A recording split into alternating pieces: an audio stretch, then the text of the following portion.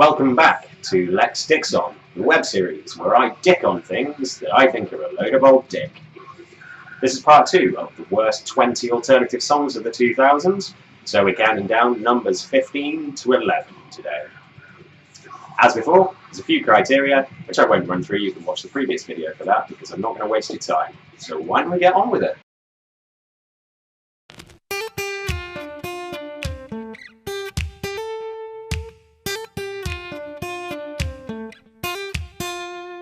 You don't know how you met me, you don't know why you can't turn around and say goodbye. All you know is when I'm with you, I make you free and swim through your veins like a fish in the sea. Well, that's number 15, and that's Uncle Kracker and Follow Me. And if you don't know who Uncle Kracker is, or you can't really remember, because, let's be fair, this is pretty forgettable, Uncle Kracker was one of the huge entourage that Kid Rock had back in the day. And now if you don't know who Kid Rock is, which you probably should do in order to understand what I'm talking about when I talk about Uncle Kracker, Kid Rock was basically Fred Durst if he'd grown up as a redneck. He had this entourage of hangers-on, so he had like this sort of angry midget, and he had like a kid in a pimp hat, and some black guy in like a furry coat. And he sort of desperately wanted to be this sort of crossover point between like Tupac and Limp Bizkit. But pretty much missed the mark. And if you really can't remember Kid Rock, who is probably most famous for marrying Pamela Anderson after Pamela Anderson had divorced Tommy Lee and got hepatitis, or alternatively being in an alleged sex tape with Creed frontman Scott Stapp. More on him later. Which involved them both getting sucked off backstage by some really, I'm guessing, very undiscerning groupies. Well, here you go. Here's some Kid Rock.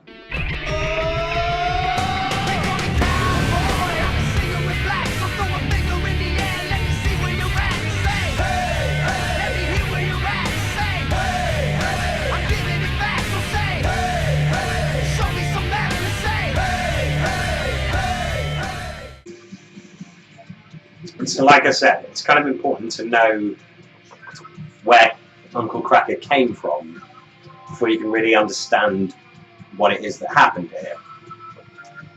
So Uncle Kracker was part of Kid Rock's badass entourage. So it was these people who, you know, pose and flail about and be all like, I'm American badass, watch me roll! You know? And then this happened. When it was announced that he was signed, the 3 people who actually really like Kid Rock got kind of excited because they were thinking, he's probably going to be like a sort of party jam, you know, you can put him on and you can all headbang like twats when you're really drunk. Instead you get this fucking bullshit. It's like a sub-country, slow jam, acoustic piece of bollocks. People expected this guy to be like the next Andrew WK. And let's be fair, that's probably an obscure reference for a few of you. So all you really need to know about Andrew WK is this.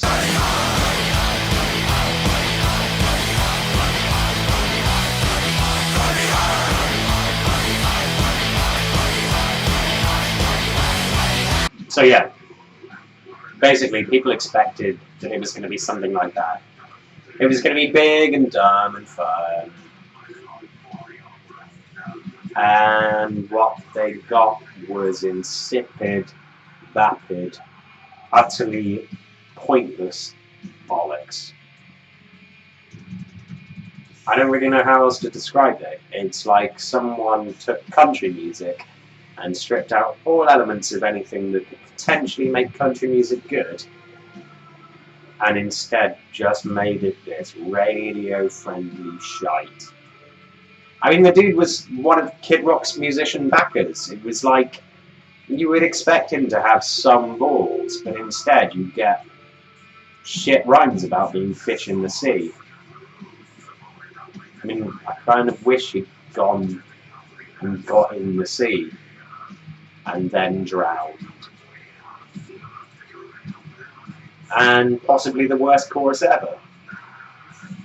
I mean, just listen to this bullshit.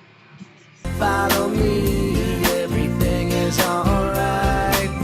I'll be the one to tuck you in at night. And if you want to leave, I can guarantee you won't find nobody else like me. Oh my fucking god. Like, seriously. Is that not the least rock and roll thing you have ever heard?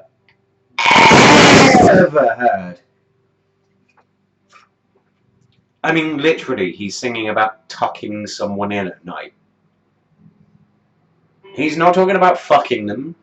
He's not talking about buying them flowers, even. He's not talking about anything rock and roll. He's saying, I'm gonna tuck you in at night. I mean, fuck.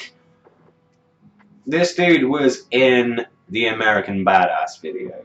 He was in the Cowboy video, where it's literally just some really fucking white guys on motorbikes riding around, watching girls in no clothes, dancing about, putting sound effects over the noise of their tits moving side to side.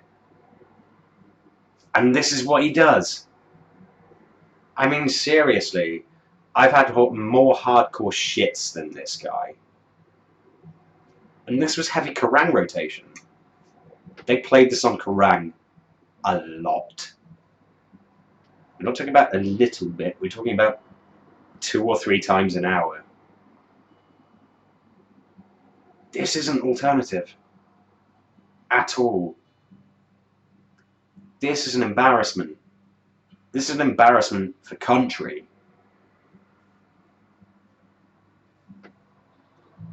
I don't even really know what to say anymore. So I'm not going to say anything else. Let's just get on to the next one.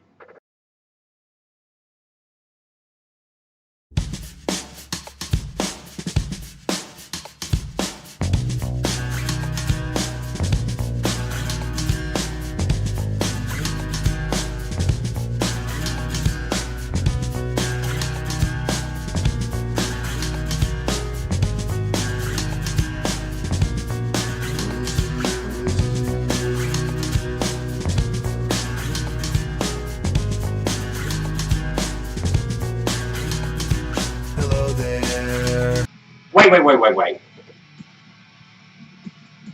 This is Blink-182. This is actually Blink-182. This isn't Blink-182. I mean, what the fuck is this?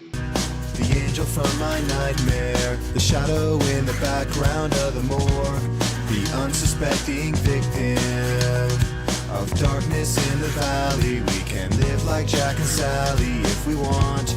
So I guess this was the point where Blink-182 decided that playing stupid songs about being in high school and getting dumped wasn't really appropriate now that they were 35, had multi-million-dollar mansions and gorgeous model wives, and in some cases kids on the way. So what we get there is Mark Hoppus sounding the most bored in the world of anyone ever. Hello there, the angel from my nightmare. I mean, seriously, they've decided that what they're going to do is they're going to be serious all of a sudden. I think probably as a result of splitting up for a couple of years and then doing like Boxcar Racer and Plus 44 and thinking, oh, well, people think we're serious musicians now. We don't just sing about being naked and running around like twats. And, you know, the kind of stuff that Blink-182 did that got them famous. I mean, the crazy thing when you think about this is the last song on the last Blink-182 album, before this album came out, was the song that went, I wanna fuck a dog in the ass. I wanna fuck a dog in the ass. I wanna fuck a dog. And then we get to this. And we have them just... I don't know. I don't even know what they're trying to copy. Maybe they're trying to sort of leech some of what AFI had and had that gothic element to it or something. But it's just bad. It's really bad. And you're probably thinking, that's not that bad, you know, that's just Mark Hoppus slapping a double bass and kind of being a bit monotone after an overly long intro. And then Tom DeLonge happens. Where are you? And I'm so sorry. I cannot sleep, I cannot dream tonight. I need somebody and always. This sick, strange darkness comes creeping on, so haunting every time. And as I stared, I counted the webs from all the spiders, catching things and eating their insides, like indecision to call you and hear your voice of treason. Will you come home and stop this pain tonight? That was flatter than a can of Coke that had been left out for a day. That was flatter than a hedgehog in the middle of the M40. That was flatter than my arses. Like, seriously, that was horrendous. Vocally, that was terrible. Lyrics-wise, that was terrible. Like, indecision to call you. This is supposedly a punk band. And this is really not punk. It's just horrendous. And I think the thing with this as well is it's made worse by the fact that this song kind of paved the way for a bunch of other pop punk bands who were big in the 90s to suddenly turn into, we're so serious and we're talking about serious things, when really they're not. I mean, really, what is this song really saying? It's not. It's just trying to be pretentious and worthy and meaningful. Just doesn't work at all. This is Blink-182. They did an album called Take Off Your Pants and Jacket. They released a song that had a video that was midget versions of themselves recreating videos where they made out with telescopes and ran around naked.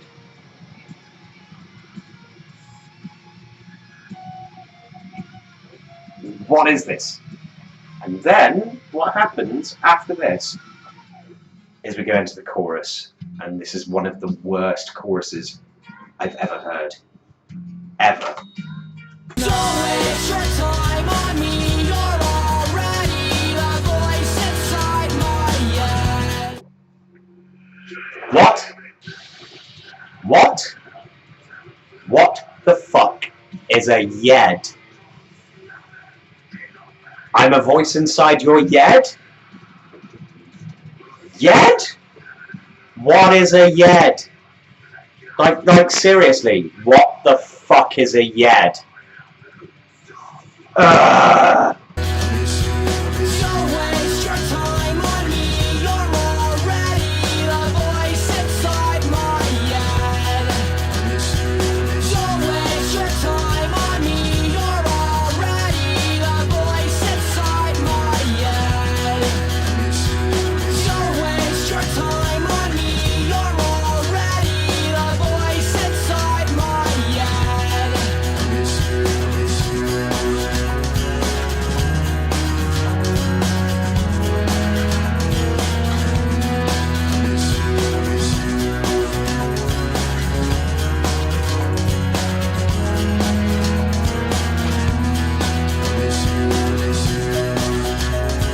We're gonna write the shittiest hook in the world, whereby our singer can't even sing the actual word. So he's just gonna sing the word yet, yet, over and over and over until you want to fucking end yourself.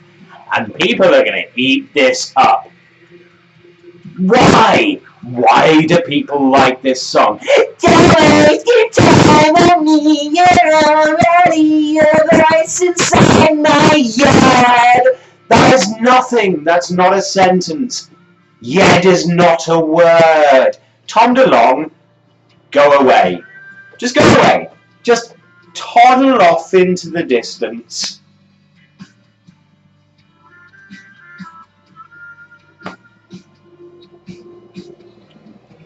I just want to be really drunk right now.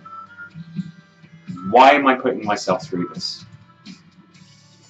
Oh, and there's like 3 more to go. Yay!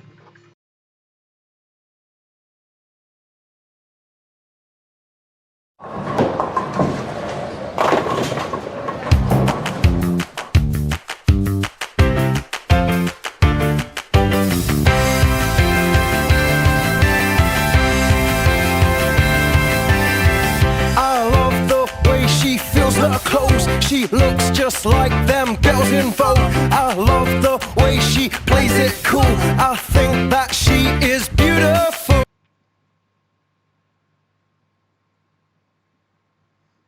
What the fuck even is that accent? What is that accent? Like, seriously, what the fuck is that accent?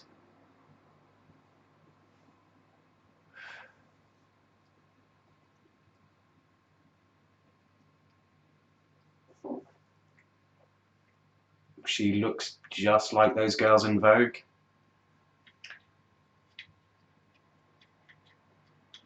She fills her clothes really well. Are you going to say something meaningful soon? Are you? I very much fucking doubt it. She's so lovely, she's so lovely, she's so lovely, she's so lovely, she's so lovely, she's so lovely, she's so lovely. She's pretty, fitzy, she's got a boyfriend though and that's a pity. She's flirty, turned 30, ain't that the age a girl gets really dirty? I don't know, I don't know, I don't know how we'll make it through this. I don't know, I don't know, I don't know. I want to punch this guy in the face. So fucking hard. Like, he is the epitome of a douche. Look at him, he's got this like swoopy hair and this fucking polo neck shirt on, and he's like, she's flirty, she's dirty, but she's got a good boyfriend and that's a pity. It's like, do you know what? You just sound like a fucking stalker. You've seen some girl in the bowling alley where you're hanging out with your bro dudes. And you think she's kind of fit, but she's there with some dude who's probably buffer than you. Probably taller, probably better looking. And you're just thinking, oh, she's so lovely, and I wish I could get her to sit on my face. And I just want to hit you so badly. So badly. Scanning for Girls, everyone. The band for losers. I mean, these guys were in Q magazine and Enemy and publications that normally deal with bands that have a little bit of edge. But this band have so little edge, they're pretty much a perfect sphere.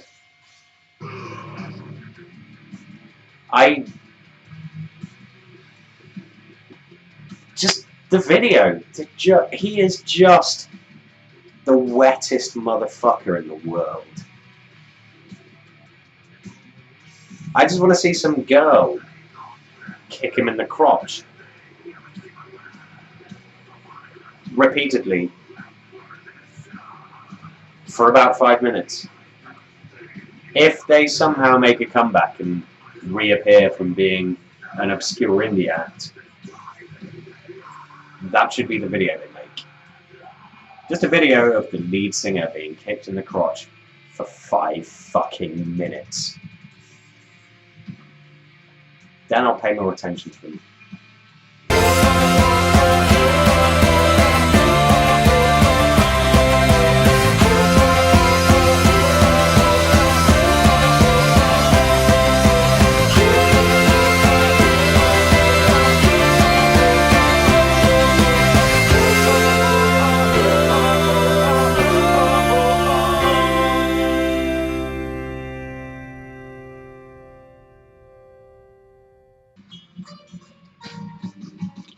Scouting for Girls, everyone. Possibly the wettest indie band of the 2000s.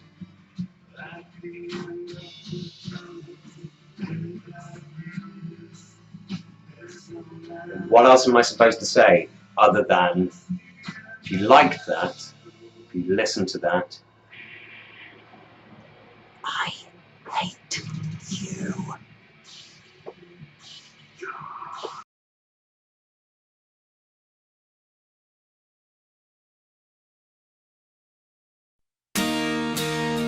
Look at this photograph. Every time I do it makes me laugh. How did our eyes get so red? And what the hell is on Joey's head?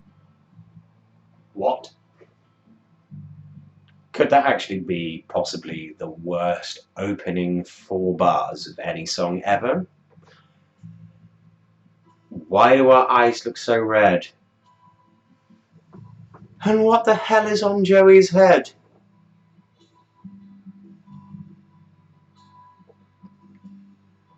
No. Why am I reviewing Nickelback? Why? Why? Why? Every memory of looking out the back door. I have a photo album spread out on my bedroom floor. It's hard to say it, time to say it. Goodbye, goodbye. Every memory of walking out the front door. I found the photo of the friend that I was looking for. It's hard to say it, time to say it. Goodbye, goodbye.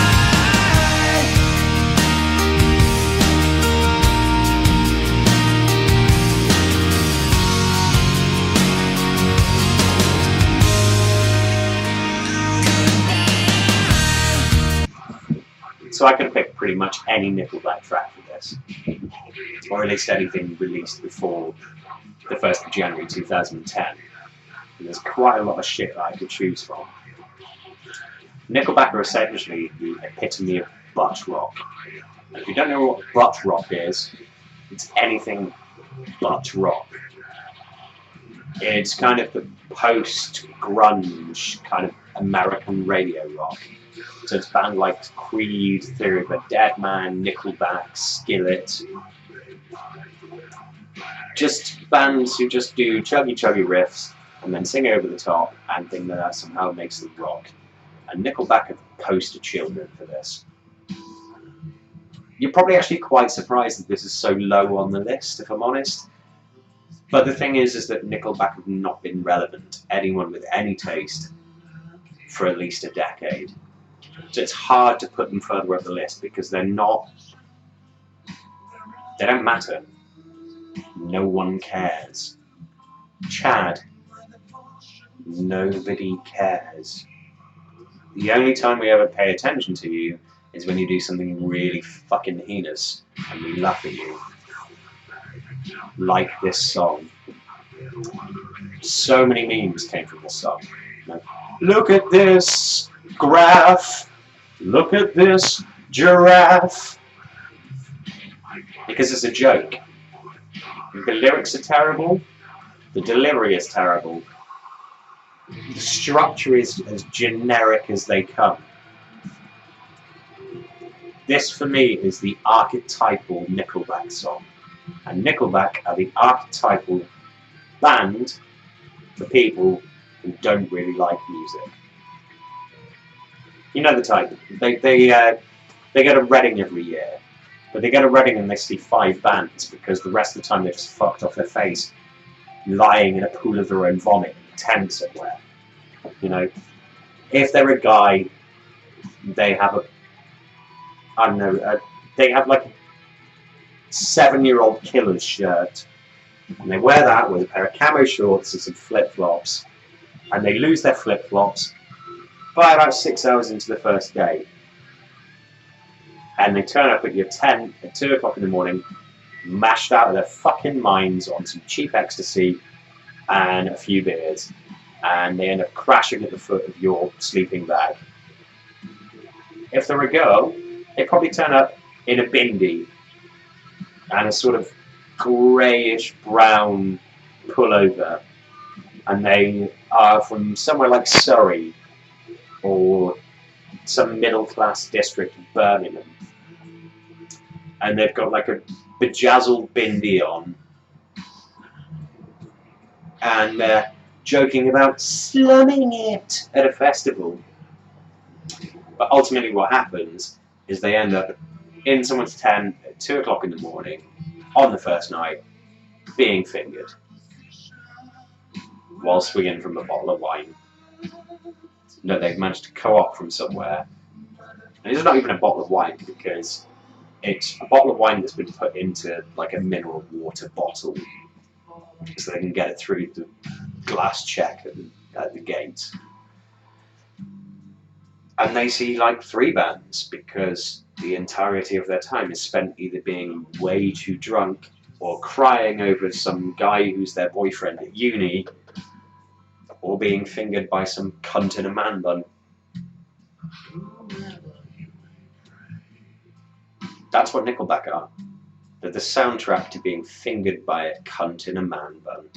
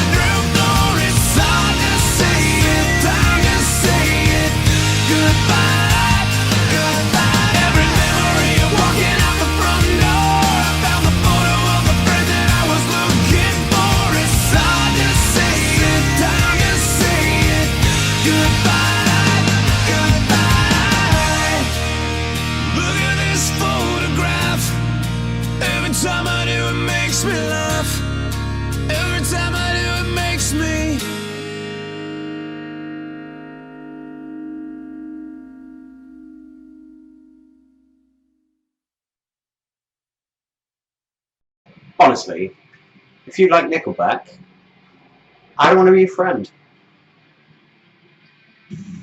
Just get in the seat.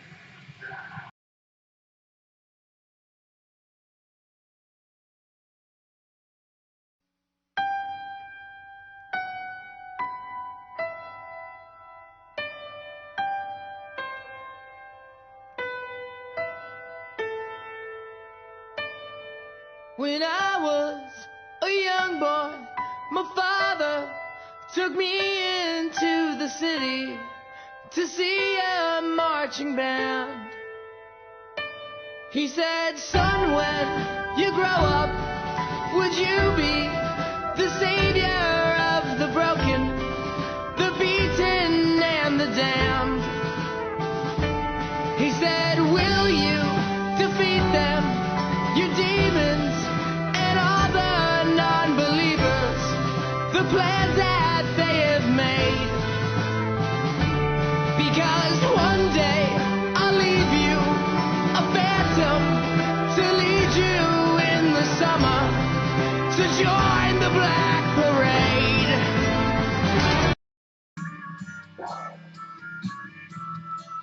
find it really hard to believe that anyone actually likes this song. It's plodding, it's nonsensical, it's far too pretentious for its own good. And this is kind of the catalyst for all of the horrible shit that came after it. So you can kind of blame the Black Parade for Black Veil Brides, Motionless in White, for all of that horrible stuff. I don't know, maybe that's just me, but I kind of see this as the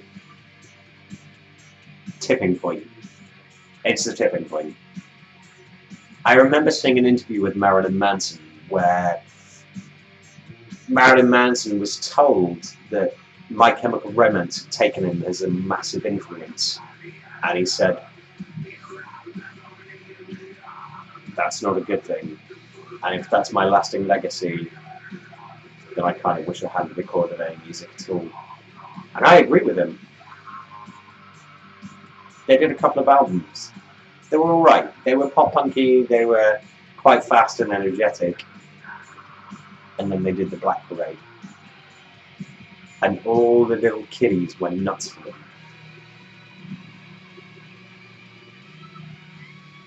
It's just not okay.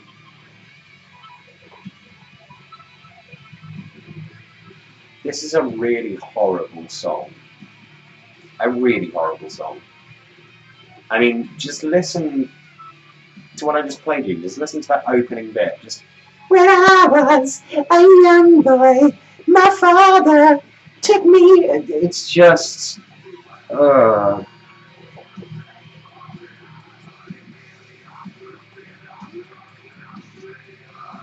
they want so hard to be goths. They want so hard to have that credibility, that the idea that they're dark and mysterious and deep, and Pete Steele's spinning in his grave because they're just shit. I don't really know what to say other than that. My Chemical Romance make me want to jump off a cliff. Not because they're deep and depressing and tap into a well of sadness, but because they're a shit AFI, they're a shit typo negative, and they don't even come even remotely close to those two bands.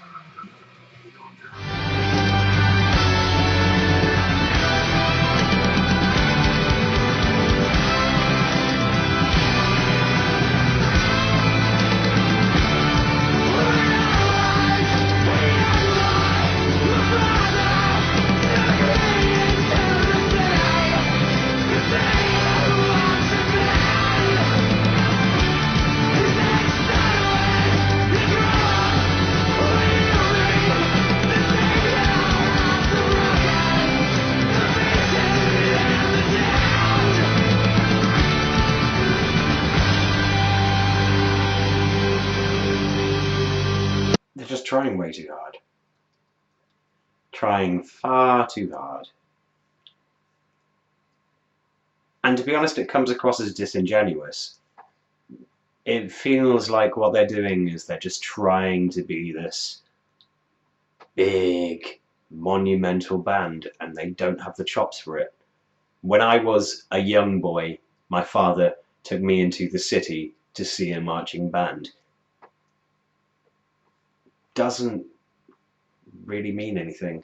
And that's kind of a common theme with a lot of these bands that I've chosen, because what they're doing is they're trying to be all like apocalyptic or profound or mean so much, and yet they don't. And teenagers get really bent out of shape about these bands because they're like, oh, they saved my life. But they didn't, because they didn't mean anything.